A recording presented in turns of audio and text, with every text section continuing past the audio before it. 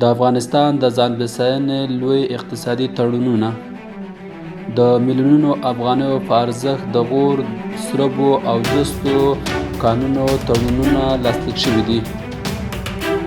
دا ستر تړونونه له بهرنیو شرکتونو سره نه بلکې د کورنیو شرکتونو سره لاسلیک شوي دي.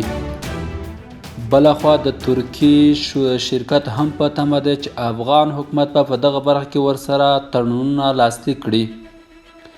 دا تړونونه د کانونو او پټرولیم وزارت سرپرست شیخ الحدیث شهاب الدین د لاور، د غور، د سربو او جستو تړونونو د اکرام نعیمي او قلعه افغان استخراجي شرکتونو سره لاسلیک کړي دي.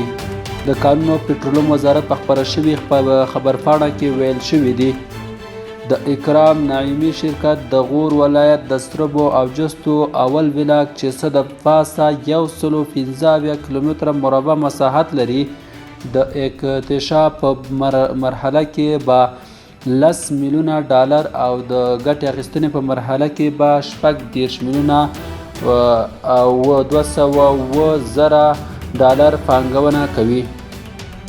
همدارنګه د غور د سربو او جستو دریم بلاک د نیمې برخې تړونونه چې څه د پاسه 104 کیلومتره مربع مساحت لري د اکتشاف په برخه کې به د 6,950,420 امریکایي ډالر او د ګټې اخیستنې په مرحله کې به 1,15,000 امریکایي ډالر پانګونه کوي.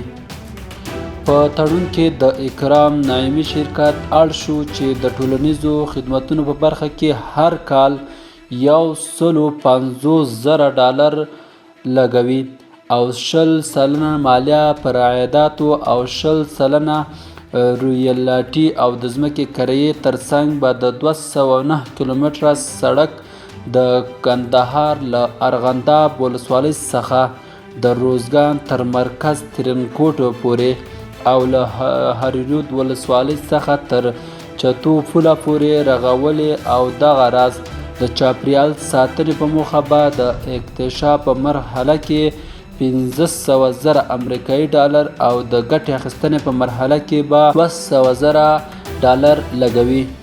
په ورته مهال د قلعه افغان قراردادي شرکت به 8 میلیونه ډالر د ټولنیزو خدمتونو په برخه کې مصرفوي او د چاپیریال ساتنې په موخه به د اکتشاف په مرحله کې 85,000 ډالر د ګټې اخیستنې په مرحله کې به د 1,500,000 ډالر لګوي.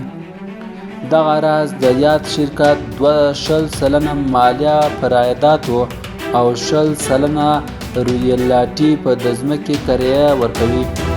د غور د هرات سړک ترڅنګ به د هرات خلقوي سړک ځینې برخې هم په اساسي ډول ورغوي. ویل شوي چې یاد شرکتونه به د خپل ټول پروسس د هیواد په دننه کوي چې په دې سره به 6,000 کسانو ته په مستقیم او غیر مستقیم ډول د کار زمینه برابره شي. د کانونو او پټرولیم وزارت څه موده وړاندې ویلي وو چې یو ترکي شرکت په افغانستان کې د سربو او جستو کانونو کې د پانګونې او د یو تصفیوي خونې د جوړولو ته لیوالتیا ښودلې ده. د کانونو او پټرولیم وزارت وایي چې ترکیه، ایران، چین او څو نورو اروپایي هیوادونو زیات شرکتونه غواړي چې هیواد په کانونو کې پانګونه وکړي. د کانونو او پټرولیم وزارت ویان همایون افغان د بهرنیو شرکتونو د لیوالتیا په هکله وویل.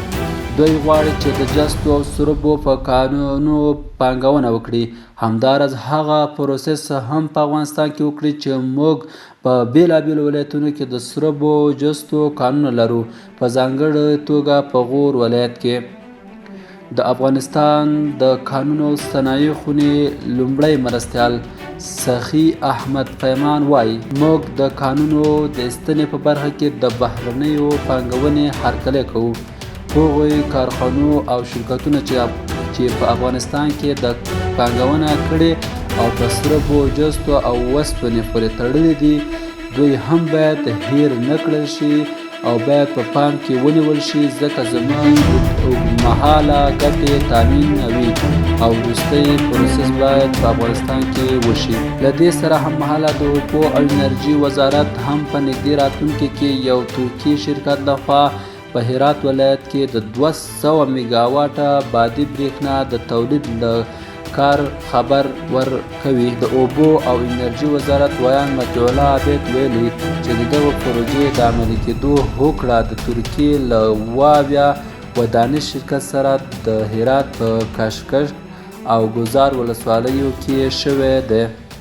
ښاغلي عبید وویل د اوبو او انرژي وزارت د سرپرست ترکي شرکت له مرستیال غوښتي چې د هرات 200 میګاواټه بادي برېښنا ته د تولید پروژه د کابل سروبي دویم بند عملي کار ژر تر ژره پیل کړي. د برېښنا شرکت پخوانی رئیس امان الله غالب هم په دغه هکله وویل هغه بنسټونه چې بادي برېښنا لپاره ورته اړتیا ده د دولت او برېښنا شرکت په امکاناتو او لاسرسي کې نه دي. له دې امله خصوصي شرکت کولی شي چې په ډېرې اسانۍ سره تطبیق کړي خو دغه پروژه د خپلې ننګونې هم لري. د کانونو او پټرولیم وزارت د معلوماتو پر بنسټ تر اوسه یو چینایي شرکت د آمو سیند حوزې قشقر بلاک نفتي کان د اخراج عملي کار پیل کړي او ټاکل شوي په نږدې راتلونکي کې د هېواد ځینو نورو کانونو استخراج چارې تړونونه هم بهرنیو شرکتونو ته وسپارل شي. اخوا د سوداګرۍ او پانګونې خونې د افغانستان د ګڼې شمېر کانونو ته په اشاره سره له اسلامي امارت غواړي چې د بهرنیو پانګوالو ته اسانتیاوې برابرولو ترڅنګ تضمینونه هم رامنځته کړي. د سوداګرۍ او پانګونې خونې مدیر پلاوي غړي خان جان الکوزي وویل د بهرنیو سوداګرۍ دې په افغانستان کې ډېرې شي هڅونه دې وشي. موږ په دې باور یو چې په افغانستان کې به بېوزلي او بیکاري له منځه لاړه شي. په ورته مهال د اقتصاد چارو ځینې شنونکي د هېواد په کانونو کې د بهرنۍ پانګونې د افغانستان اقتصادي ودې لپاره اغېزناکه بولي. د اقتصادي چارو شنونکي شبیر بشیري په دې اړه وویل د اقتصادي او سوداګري تعاملاتو پراخوالی کولی شي له هند سره اړیکو یو نوې دروازه پرانیزي. همدغه ډول د افغانستان خلک هم ټولو بهرنیو پانګوالو هرکلی کوي. د کانونو او پټرولیم وزارت د معلوماتو له مخې لوګر کې د عینکو مسو کان د هرات په حوزو کې د وسپنې کان او د آمو سیند په حوزو کې د قشقري بلاک او د نفتو کان د استخراج